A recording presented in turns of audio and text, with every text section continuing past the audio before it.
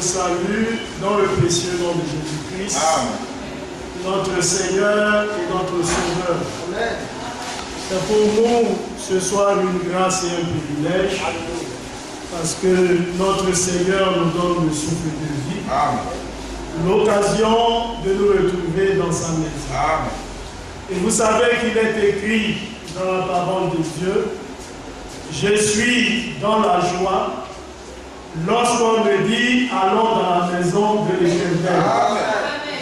Je crois que c'est David qui l'a dit, car un jour dans cette parvis vaut mieux que 1000 ailleurs. Amen. Que donc le nom du Seigneur soit béni. J'aimerais que nous chantions un chœur. C'est un vieux chœur. Et je ne sais pas si plusieurs le connaissent, je ne pense pas, mais nous allons quand même essayer de chanter. Déchirez vos cœurs et non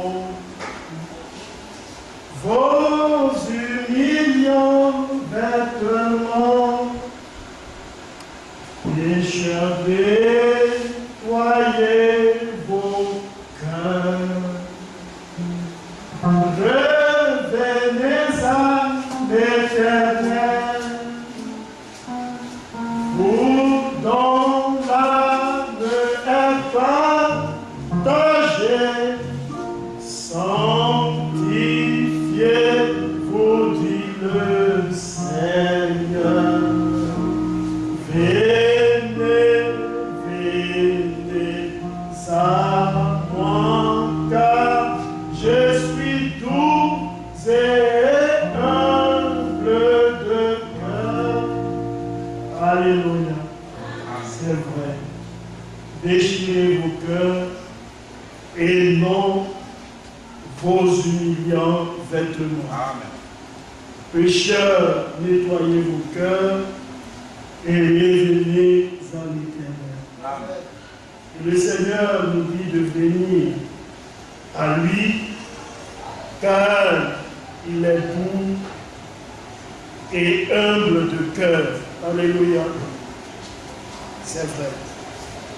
Je pense que ce chant est tiré de Joël 2. Joël 2, le verset 12.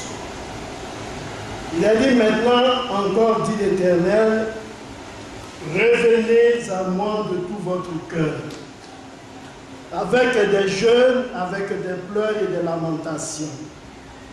Déchirez vos cœurs et non vos vêtements. Et revenez à l'Éternel votre Dieu, car il est compatissant et miséricordieux, lent à la colère et riche en bonté, et il se répand des mots qu'il envoie. Alléluia. Qui sait s'il ne reviendra pas et ne se repentira pas, et s'il ne laissera pas après lui la bénédiction, des offrandes et des libations pour l'Éternel votre Dieu. Alléluia. Oui, c'est un beau cœur. Revenez à moi, déchirez vos cœurs. Alléluia. Je crois que les chants certainement vont apprendre le cœur et ils vont le faire chanter au bout. Alléluia. Déchirez vos cœurs et non vos humiliants vêtements. Déchaînez, nettoyez vos cœurs. Revenez à l'Éternel, vous dont l'âme est partagée, sanctifiez-vous, dit le Seigneur.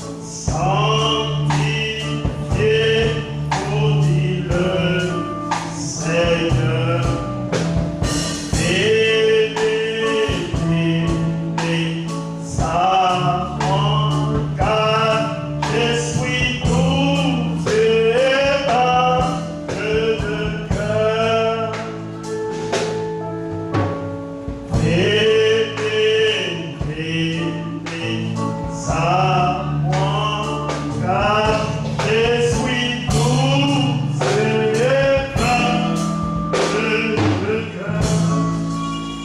Alléluia. C'est bien de savoir que nous avons ainsi pareil Dieu qui nous fait des remontrances lorsque nous dévions, qui est toujours prêt à nous accueillir lorsque nous revenons à lui. Je crois que quelque part il est dit que le Seigneur se souvient de quoi nous sommes formés. Il sait que nous sommes de la poussière, nous sommes de la cendre. Alléluia. C'est vrai. Il connaît mieux que nous-mêmes nos faiblesses. Alléluia. Et le pasteur l'a si bien lu la dernière fois. Le Seigneur, il connaît chacun d'entre nous. Il n'avait pas besoin qu'on lui rende le témoignage des hommes, parce qu'il nous connaît. Il sait la profondeur de notre cœur. Alléluia. C'est vrai.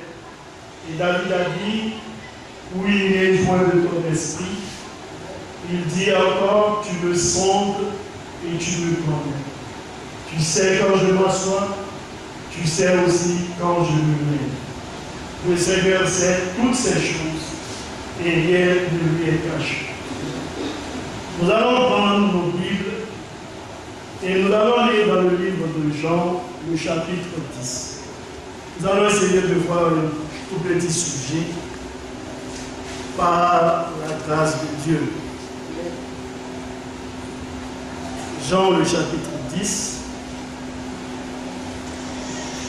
à partir du premier verset jusqu'au verset 10.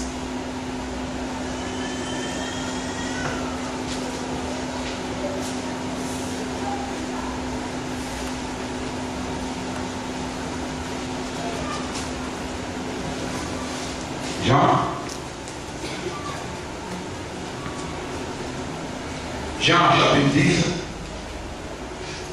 verset.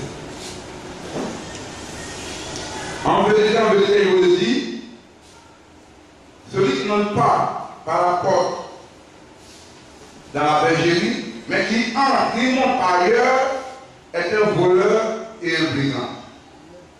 Mais celui qui entre par la porte est le berger des brebis. Le portier lui ouvre, et les brebis entendent sa voix. Il appelle par leur nom les brebis qui lui appartiennent et il les conduit dehors. Lorsqu'il a fait sortir toutes ses brebis, ses propres brebis, il marche devant elles. Et les brebis le suivent parce qu'elles connaissent sa voix. Elles ne sont point un étranger, mais elles fuiront loin de lui parce qu'elles ne connaissent pas la voix des étrangers.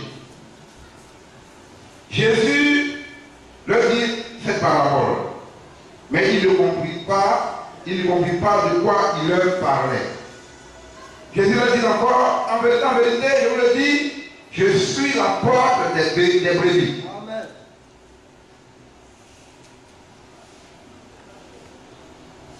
Tous ceux qui sont venus avant moi sont des voleurs et des brigands. Mais les brebis ne l'ont point écouté. Je suis la porte. Je suis la porte. Si quelqu'un entre par moi, il sera sauvé. Il entrera et sortira et trouvera des pâturages. Le voleur ne vient que pour dérober, égorger et détruire. Moi, je suis venu afin que les brebis aient la vie et qu'elle ait en abondance. Amen. Amen. Que le nom du Seigneur soit béni. Amen. Que Dieu ajoute la bénédiction à sa parole. Amen. Et notre sujet, nous l'avons tiré du verset 10. Le voleur ne vient que pour dérober, égorger et détruire. Moi, je suis venu afin que les brebis aient la vie et qu'elle l'ait en abondance. Amen. Alléluia. Amen. Alors nous allons voir tout simplement l'opposition ou les deux esprits. Alléluia. Amen. Alors dans le livre de Jean, le chapitre 10, nous voyons les déclarations de notre Seigneur. Les bien-aimés qui lisent la Bible couramment, ils connaissent très bien ce passage du Seigneur qui est présenté aux croyants comme étant le bon berger. Dans le livre aussi de Psaume, le chapitre 23, le Seigneur s'est présenté comme le véritable berger. Alléluia. Amen. C'est pourquoi nous ne pouvons mettre en doute la divinité de notre Seigneur Jésus-Christ. Ce que le Seigneur était dans l'Ancien Testament, alors nous voyons la même application avec notre Seigneur Jésus-Christ dans le Nouveau Testament. Amen. C'est pourquoi nous pouvons dire sans ambiguïté, l'Éternel de l'Ancien Testament est le Seigneur Jésus-Christ dans le Nouveau Testament. Amen. L'apôtre Paul, pour illustrer cette pensée, dans le livre de Timothée, 1 Timothée le chapitre 3, il a employé une expression forte. L'apôtre Paul dit, et sans contredire, le mystère de la piété est grand. Amen. Si les hommes aujourd'hui trouvent dans les Écritures l'occasion de partager Dieu en trois personnes et prétendent que les trois personnes forment une personne, il n'en est pas ainsi selon la pensée du Seigneur. Amen. Pour les apôtres, c'était un sujet qui ne devait même pas prêter à discussion. Amen. C'est pourquoi l'apôtre Paul a employé le terme sans contredire, c'est-à-dire qu'on ne peut pas trouver une contradiction à l'intérieur de la divinité de notre Seigneur. Amen. Tout homme sensé qui a en lui le bon sens spirituel, la raison saine, ne peut aucunement développer une doctrine dite de la Trinité. C'est pourquoi le même apôtre, dans le livre des Romains, a dit ceci, que la divinité de notre Seigneur se voit à l'œil nu. Amen. Et même la nature en rend le témoignage. Amen. C'est vrai, frère. Alors, lorsque nous voyons des personnes qui disent être inspirées, qui développent une pensée trinitaire, alors nous pouvons dire tout simplement que ces derniers-là sont en erreur, qu'ils se trompent. Pourquoi? Parce que notre Seigneur est constant dans ses déclarations. Amen. Il est aussi constant dans sa voix. Amen. Être constant, c'est ne pas changer, demeurer sur la même position. Amen. Quand une personne n'est pas constante, ça veut dire qu'aujourd'hui elle dit ceci, demain elle dit le contraire, au troisième jour elle a une troisième version, et puis à la fin on se demande qu'est-ce que ce dernier est en train de dire, parce que le jour d'hier c'était ceci, le jour d'avant-hier c'était encore autre chose, et le jour d'aujourd'hui c'est encore autre chose. Alors demain, est-ce qu'il ne nous dira pas encore une quatrième version? Alléluia. Amen. Mais lorsque vous êtes constant, vous restez sur la même position. Et c'est ce que notre Seigneur nous montre au travers des Écritures. Quand il parle avec Israël, il dit, écoute Israël, le Seigneur ton Dieu, il est unique. Tu aimeras le Seigneur ton Dieu de tout ton cœur, de toute ta pensée, de toute ta force, de toute ton âme, et tu le serviras lui seul. Amen. Et lorsque nous venons dans le Nouveau Testament, nous rencontrons aussi qu'il y a un seul Dieu, qu'il y a un seul Seigneur. Et ça, c'est notre Seigneur constant dans ses déclarations. Amen. Il dit encore par la bouche de le livre, je crois, de Romains, que tout homme soit reconnu pour menteur et Dieu seul pour vérité. Amen. Alléluia. Amen. Si nous recevons le témoignage des hommes, nous y mettons foi. Mais le témoignage qu'offre notre Seigneur, il n'est plus grand que celui des hommes. Amen. Alléluia. Alors nous sommes heureux d'avoir un Dieu qui soit constant. Amen. Dans ses actions, constant dans ses déclarations. Amen. Alléluia. Voilà. Alors Hébreux 13, 8 nous dit, Jésus-Christ, il est le même hier, aujourd'hui et éternellement. C'est encore de la constance. Alors le Seigneur dit ceci, en vérité, je vous le dis. Pourquoi le Seigneur emploie une expression en vérité, c'est pour montrer aux hommes que ce qu'il est en train de dire est une certitude. Amen. Il aurait pu dire en vérité, je vous dis. Mais il dit en vérité, je vous le dis, pour dire que c'est une certitude. Ce que je dis n'est pas un conte de fées, ce n'est pas une histoire drôle comme un frère l'a dit une fois, ce n'est pas le conte du Père, voilà pourquoi. Amen. Alléluia. Alors il dit, en vérité, je vous le dis, celui qui n'entre pas par la porte dans la bergerie, mais qui monte par ailleurs est un voleur et un brigand. Amen. Alléluia. Et je l'ai déjà dit une fois, lorsque vous entrez chez vous, vous entrez par la porte. Amen. Même s'il y a un visiteur qui vient chez vous, il entre par la porte. Amen. Il frappe la porte et il entre. Mais quand vous trouvez une personne qui escalade le mur pour entrer dans la maison de l'autre, alors c'est un voleur. Parce qu'il entre par ailleurs pour ne pas être repéré. Il ne veut pas qu'on sache qu'il y a quelqu'un qui entre. Sinon, toute personne censée entre par la porte. Et quand on entre par la porte, on frappe toujours la porte, n'est-ce pas? Si vous entrez chez quelqu'un, vous n'allez pas ouvrir la poignée et puis vous entrez comme si c'était chez vous. Mais vous frappez d'abord la porte avant d'entrer. Vous savez, une fois, ma soeur m'a raconté une histoire qui a été contée à la télé. Une personne qui entre chez une autre, il dit c'est son ami, il est déjà venu là-bas, il vient le voir. Alors il entre, il dit pop, il n'entend pas de réponse. Il franchit la porte, il rentre au salon. Pop, pas de réponse. Et il continue à entrer jusqu'à ce qu'il se retrouve dans la chambre du monsieur. Et il y a une jeune fille qui a crié au voleur. On a attrapé et l'a fait à l'eau commissariat.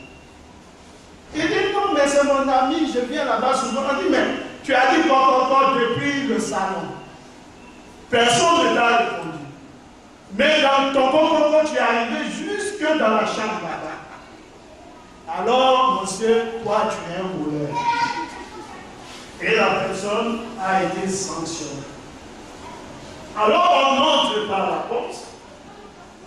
On frappe quand on n'est pas chez soi. Et on attend la réponse avant de franchir les étapes. Amen. Alléluia.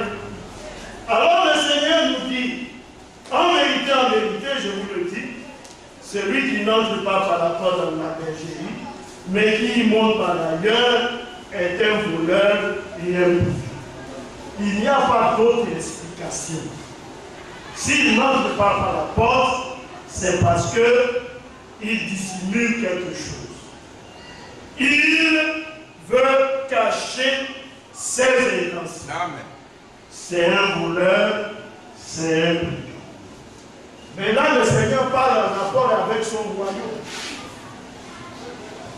Quand le Seigneur parle à Nicodème, remarquez qu'il dit à Nicodème, si un homme ne naît de nouveau, il ne peut entrer dans le royaume des cieux. Amen. Nicodème, qui ne comprenait pas, a posé la question au Seigneur de savoir si lui qui était un vieillard vieillard. Il pouvait encore entrer dans le sein de sa mère et naître à nouveau. Et le Seigneur lui a dit, il ne faudrait pas que tu te donnes que je te dise, il le faut. Donc avec le Seigneur, il y a des étapes qui sont des étapes obligatoires. C'est-à-dire que vous ne pouvez pas franchir le second pas si vous n'avez pas franchi d'abord le premier. Amen. Alléluia. Il le faut. C'est un impératif, c'est une nécessité. Si le Seigneur avait dit, je voudrais que, on dit non, ça c'est un souhait. Mais ce n'est pas un souhait, c'est une obligation.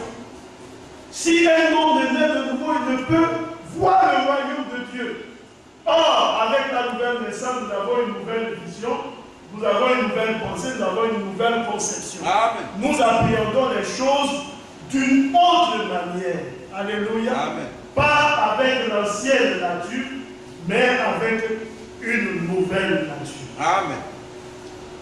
Alors le Seigneur il dit, s'il entre par ailleurs, il est un voleur, il est un brigand. Mais celui qui entre par la porte est le berger des brebis. Alléluia. Et quand vous continuez de lire, il dit encore aux disciples, non seulement je suis le bon berger, mais je suis aussi la porte. Amen. Alléluia. Oui, bien aimé. Il est le tout en tous. Amen. Toute la plénitude de la divinité a habité corporellement en lui. Alléluia. Il est l'agneau pascal et il est le souverain sacrificateur. Amen. Ah, ça, on ne peut pas l'expliquer du point de vue charnel.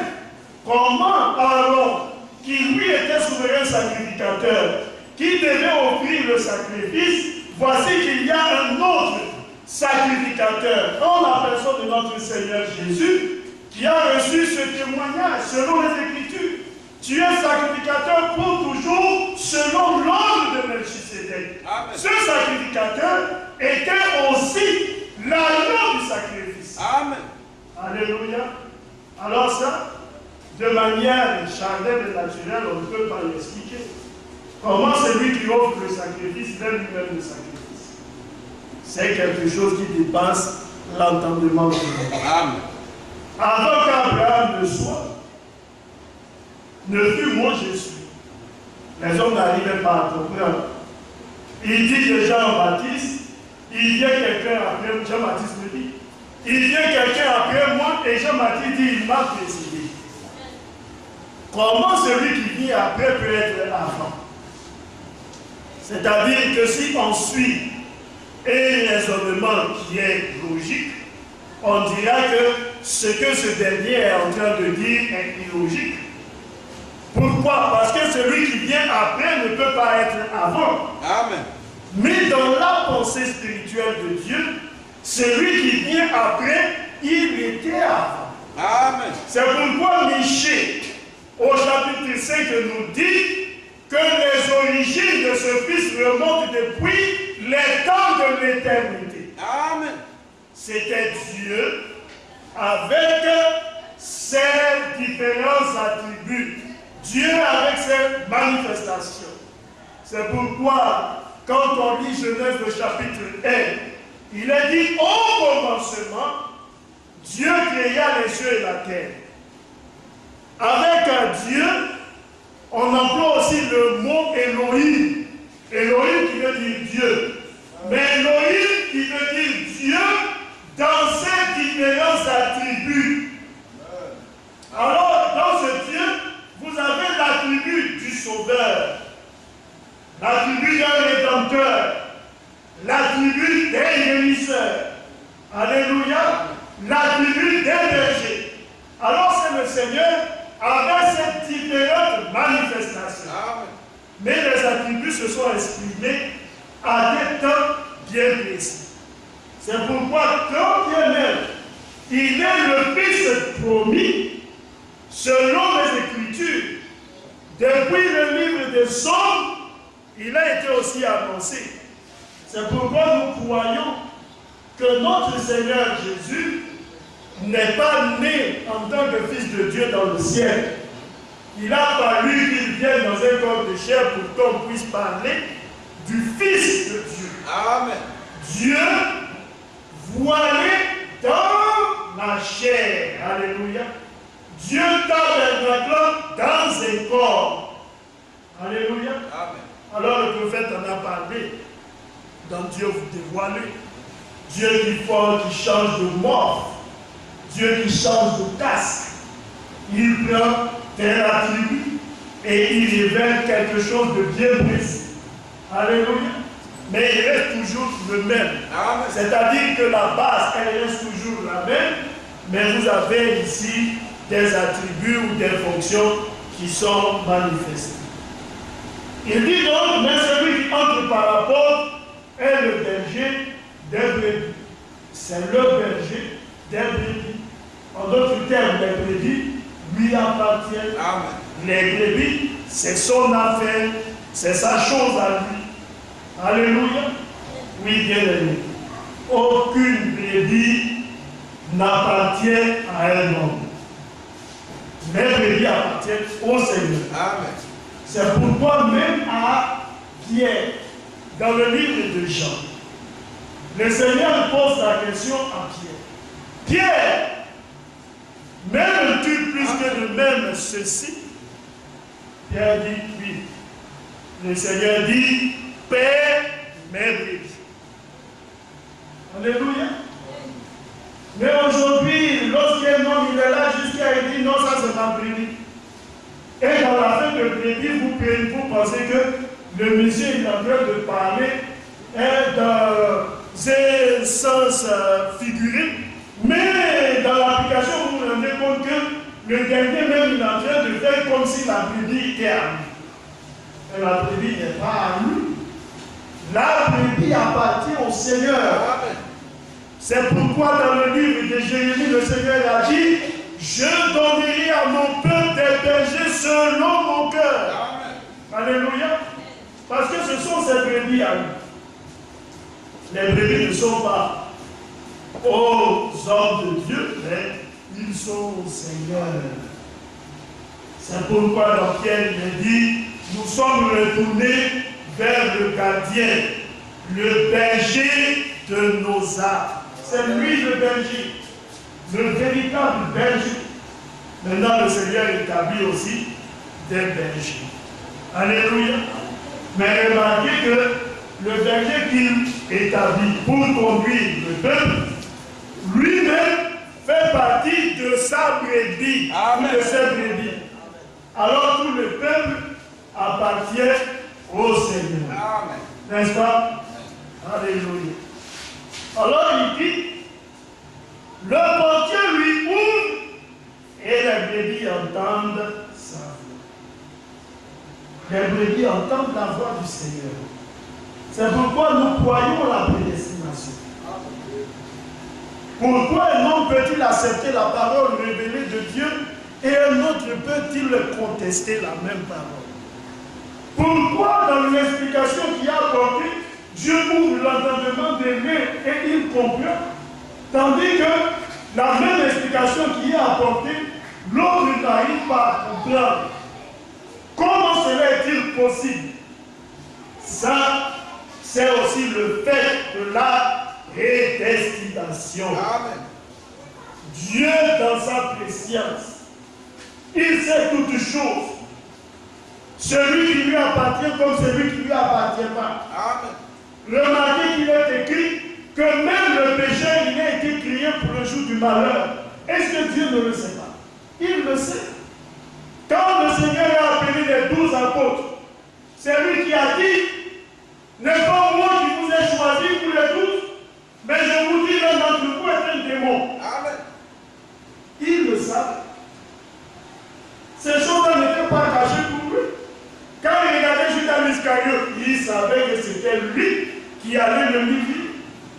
C'était le Seigneur dans sa préscience. Celui qui sait toutes choses avant même qu'il y ait début d'action. Amen. Ça, c'est le maire, c'est le seul qui peut compter la paix avant son commencement. Alléluia. Amen. Nous ici, on peut relater le passé dans le présent. Ah oui. C'est pourquoi vous avez de bons documentaristes. Quand ils vous prennent les faits passés, ils vont vous conter dans une chronologie parfaite l'ordre des événements passés. Mais ils ne vont jamais vous conter les choses dans une chronologie parfaite, le futur. Parce qu'eux-mêmes nous ignorent. On peut avoir des perspectives devant, mais remarquez que ces choses-là sont incertaines. Parce que certaines choses peuvent venir à l'intérieur qui vont tout mélanger. Mais avec notre Seigneur, lui, il nous dit avec justesse et de manière parfaite ce qu'il en est de notre futur. Amen. Et la preuve, nous l'avons par les prophéties bibliques. Amen. Avant que nous n'arrivions à connaître les événements des temps modernes, le Seigneur avait pris le soin de l'annoncer. Amen. Alléluia. Comme c'est merveilleux de savoir que le Seigneur, pensant à son Église, a montré les différentes étapes à Jean sur l'île de Patmos. Mais c'était la vie de l'Église que le Seigneur lui a montré et bien d'autres choses. Dans l'Apocalypse chapitre 1, c'est ce qui est dit. Révélation de Jésus-Christ que Dieu lui a donné pour montrer à ses serviteurs des choses qui doivent arriver bientôt. Amen. C'était les manifestations de notre Seigneur, l'œuvre qu'il allait accomplir tout au long des âges. Amen. Le Seigneur l'a montré à Jean. Alléluia. Amen. Avant que même les royaumes ne se succèdent, alors que le peuple d'Israël était en captivité à Babylone, le Seigneur a révélé à Daniel qu'après le royaume de Babylone, il allait avoir 3 autres royaumes. Amen. Le royaume des Mèdes et des Perses, Amen. celui d'Alexandre le Grand, et le 4e, l'Empire romain. Amen. Alléluia. Et remarquez que la prophétie est allée jusqu'à dire que l'Empire romain allait exister jusqu'à l'établissement du royaume de Christ. Ça, c'est ce que Daniel a vu. J'ai regardé jusqu'à ce qu'une pierre se détache sans le secours d'aucune main et elle frappa la statue au niveau de la jambe. Et cette pierre-là, elle a grossi jusqu'à devenir une montagne. Mais pour les hommes qui étaient en train de critiquer, les historiens, certainement lorsqu'il y a eu le déclin de l'Empire de Rome, parce qu'après il y a eu, je crois, l'Empire ottoman avec les Turcs et autres, alors les hommes certainement se sont dit, mais Jean-Louis a dit que ce 4e empire allait exister jusqu'à ce que celui de Christ arrive. Mais on voit d'autres empires. Alléluia. Mais pour nous qui sommes parvenus au temps de la fin, quand nous voyons tout le mouvement dans l'Union européenne, nous comprenons que ce que Jean a dit est la réalité. Amen. Alors notre Seigneur le sait, la fin avant son cours. Il dit lorsqu'il avait sorti toutes ses propres brebis, l'expression propre brebis. Amen. Ce n'est pas toutes les brebis comme ça, mais les propres brebis. Celles qui m'appartiennent. Il marche devant elle. C'est la même chose, la colonne de feu. La colonne de feu de nuit ne s'est jamais trouvée derrière. Elle se trouvait devant pour ouvrir la marche, pour donner l'orientation. C'est pourquoi Jésus, pour nous, il est le modèle parfait. Amen. C'est lui qui nous donne l'exemple. Alors, il marche devant elle et les brebis le suivent. N'est-ce pas? Amen. Christ a été pour nous le modèle par excellence. Parce qu'elle connaît ce savoir. Alléluia. Remarquez qu'aujourd'hui, les hommes font certains appareils pour limiter même le vol. On vous fait des portes dans certains lieux vraiment très privés où il faut que vous mettiez soit votre index. La reconnaissance de l'index pour que la porte s'ouvre et que vous passiez. Alléluia. C'est-à-dire que si vous n'êtes pas dans le fichier, vous allez venir mettre votre index, ça ne passera pas. Ou même par l'œil de manière optique. L'appareil analyse vos yeux et vous donne accès. Si vous n'êtes pas fiché, vous ne passerez pas. Par reconnaissance vocale. Ah oui, frère. La technologie des hommes fait de grands bons. Mais ça, le Seigneur, il nous donne aussi sa technologie. Amen. Il dit, ces brebis-là, elles entendent sa voix. Amen. Alléluia. Il y a une certaine reconnaissance qui fait que la brebis, elle a un sens de discernement aiguisé pour reconnaître la voix du berger et la voix du messager de l'étranger. Ça, c'est ce que la Bible dit. Elles ne suivront point un étranger, mais elles iront loin de lui parce qu'elles ne connaissent pas la voix des étrangers. Elles ont tellement été habituées à la voix du maître qu'à la fin, la voix de l'étranger, cela ne leur est pas familier. Amen. Il est bizarre pour la brebis d'entendre dire qu'il peut avoir plusieurs chemins qui mènent au ciel. Ça, c'est quelque chose que la brebis du Seigneur ne comprend pas. Elle ne peut accepter cela. Il est étranger pour la brebis du Seigneur d'aller s'asseoir et de dire, ah, vraiment, le Seigneur nous a donné une révélation. Cette révélation-là, c'est que Jésus-Christ est la deuxième personne de la Trinité. Ça n'existe pas. Amen. Le baptême authentique. La brebis ne peut concevoir que le baptême, celui qui a été donné par notre Seigneur, est celui que les hommes appliquent dans les noms ou les titres de Père, Fils et Saint-Esprit. Les brebis du Seigneur ne peuvent entendre ce langage. La Bible nous dit qu'elles ne connaissent pas la voix des étrangers. Amen. Jésus leur dit cette parabole.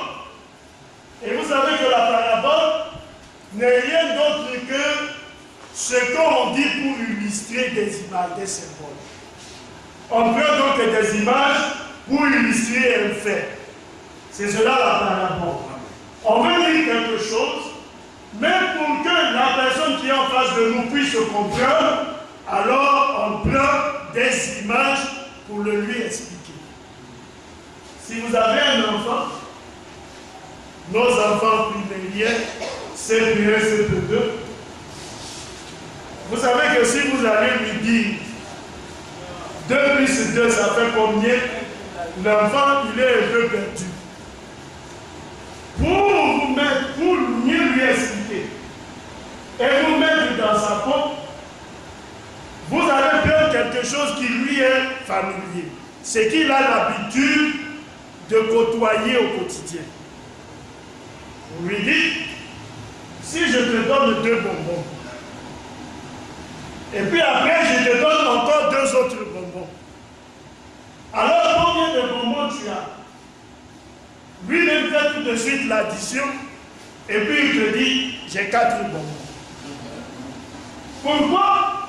Parce que c'est quelque chose qu'il a l'habitude de côtoyer. Comme c'est facile pour lui d'aller chez le boutiquier et dire, je veux bonbons. Alors, il comprend cela facilement. Amen. Si j'ai 3 bonbons, et je viens, j'en prends un bonbon, ou je donne un bonbon à ta soeur, combien de bonbons tu as à la fin? Il vous dira, j'ai 2 bonbons. Et avec cette explication, l'enfant comprend plus facilement. Mais pour une grande personne, vous n'allez pas lui dire 2 bonbons et 2 bonbons. Vous allez lui dire certainement 2 fois 2 font combien? Pour aller plus rapide. Alléluia. Oui, bien aimé. Et le Seigneur continue pour dire, elles ne suivront point l'étranger, mais elles fuiront loin de lui, parce qu'elles ne connaissent pas la voix des étrangers. Jésus m'a dit cette parabole, mais il ne comprit pas de quoi il leur parlait. Jésus m'a dit en vérité, je vous le dis, je suis la porte des brebis. Tous ceux qui sont venus avant moi sont des voleurs et des Lévi ne les ont point écoutés. Ah oui, bien aimé. Si les hommes maintenant veulent attacher cette écriture aux prophètes du Seigneur, ils sont en train de se tromper. Alléluia. Quand Dieu choisit Élie, Élie dit, je suis resté le seul. Et voici Jézabel qui cherche à m'ôter la vie. Le Seigneur lui dit, tu n'es pas seul. Parce que je me suis réservé parmi le peuple 5000 hommes qui n'ont point fléchi les genoux devant Baal. C'est-à-dire des personnes qui avaient été fidèles et qui avaient été sensibles à la voix du Seigneur au travers du prophète. Alléluia. Il y a toujours donc des personnes qui ont cru le message apporté par le prophète du temps. Alléluia. Du temps de Noé, il y a eu beaucoup d'hommes qui n'ont pas écouté. Mais il y a eu 8 sauvés dont Noé lui-même. Alléluia. Pourquoi? Parce que la famille de Noé, ses enfants et les femmes de ses enfants ont bien voulu prêter attention à ce que disait le Seigneur. Il y a donc toujours des personnes qui croient. C'est pourquoi on parle d'élection. Le choix de Dieu au milieu de la masse, il se dégage une minorité. Alléluia.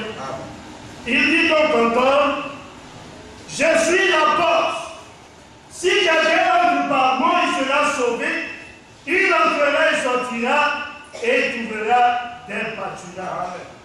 Le voleur ne fait que pour dérober, égorger et détruire. Alléluia. Et vous savez, frères bien-aimés, si nous remontons depuis le livre de la Genèse, nous voyons cette pensée qui a été bien expliquée. Dans Genèse, au chapitre 3, nous voyons que la Bible nous dit que le serpent était l'animal le plus rusé des animaux des champs que Dieu avait fait. Et il a séduit Ève. Et au travers de la chute, la mort s'est installée. Alléluia. C'est le diable qui vient pour dérober. Il vient pour égorger. Il vient pour détruire. Dans le livre de Matthieu, le diable dit à notre Seigneur Jésus, il le met sur la montagne, il lui présente les royaumes et leur gloire, et il lui dit, si tu te profères de ma gloire, je te donne toutes ces choses. Le Seigneur le regarde et lui dit, arrière de moi, Satan. Parce que la parole dit que nous devons adorer seulement que le Seigneur. Amen. Alléluia. Mais, chose étrange, comment voulez-vous donner à quelqu'un ce qui ne vous appartient pas? Ou bien comment voulez-vous donner à quelqu'un ce qui lui appartient? Ça n'a pas d'existence. Le livre de Colossiens, le verset 15 nous dit, tout a été créé pour lui et par lui. Et qu'on subsiste par lui. Mais comment à ce dernier, le diable veut lui offrir la terre? Depuis la béatitude, le Seigneur l'a dit. Les pauvres en esprit sont heureux. Vous voulez qu'on lise ces choses? Amen. Et il va vous dire qu'ils vont hériter de la terre. Amen. Mais le Seigneur donne parce que ça lui appartient. Amen. Si ça ne lui appartenait pas, il n'allait pas nous le donner. Mais c'est parce que cela lui appartient. Amen. Qu'il peut prendre toute la latitude de dire, moi je te le donne. Amen. Est-ce que c'est faux, frère? Amen. Pourquoi le Seigneur a-t-il dit dans le livre de Lévitique et autres, et même dans le livre de Nombres, je donne la dîme à Lévi? Pourquoi? Parce qu'avant qu'il ne dise je donne à Lévi, il dit toute la dîme est à moi. Amen. Vous voyez l'ordre des choses. Le Seigneur commence par dire c'est à moi. Et puis après que ce soit à lui, il dit maintenant moi je donne. Amen. Alléluia. Amen. Ça lui appartient d'abord. C'est pourquoi Malachie dit, vous me trompez. Il ne dit pas vous trompez les serviteurs de Dieu. C'est pas ça, frère. Amen. Il dit, vous me trompez. Et vous dites, en quoi nous te trompons? Il dit, dans les dîmes et les offrandes. Mais quand le Seigneur me disait, est-ce que quand on envoie les dîmes et les offrandes, c'est Dieu qui mange? Il ne mange pas. Alléluia.